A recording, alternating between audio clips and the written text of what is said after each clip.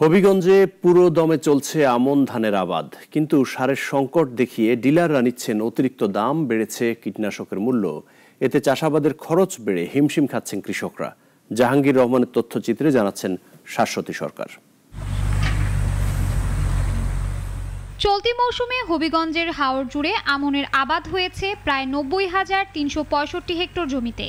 ভালো ফলনের আশায় মাঠে কাজ করছেন কৃষকরা, কিন্তু সার আর কীটনাশকের দাম নিয়ে তৈরি হয়েছে শঙ্কা।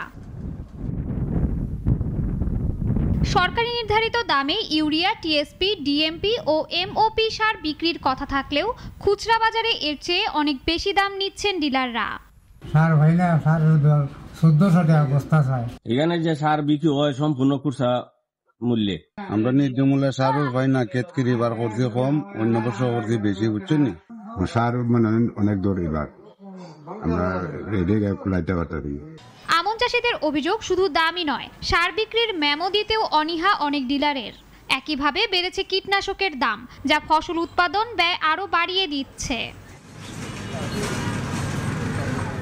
অন্যদিকে জেলা কৃষি সম্প্রসারণ অধিদপ্তর বলছে, সরকারি দামে সার বিক্রির নির্দেশনা দেওয়া হয়েছে এবং অতিরিক্ত দামে বিক্রি ঠেকাতে মাঠে কাজ করছে মনিটরিং টিম। প্রত্যেকটা জায়গায় উপশহরে কৃষি কর্মকর্তাদের সংযুক্ত করে দিচ্ছি, যাতে কোনো ক্রমে সারের মূল্য ডিলাররা বেশি না নিতে পারে কৃষকদের কাছ থেকে। এই কার্যক্রম আমাদের এখনো অব্যাহত আছে। তবে কৃষকরা বলছেন, মনিটরিং বাড়িয়ে নয়, দ্রুত কার্যকর পদক্ষেপ নিলে বাঁচবে তাদের ফসল আর টিকবে মাঠের আমন চাষ। শাশ্বতী সরকার, নাগরিক।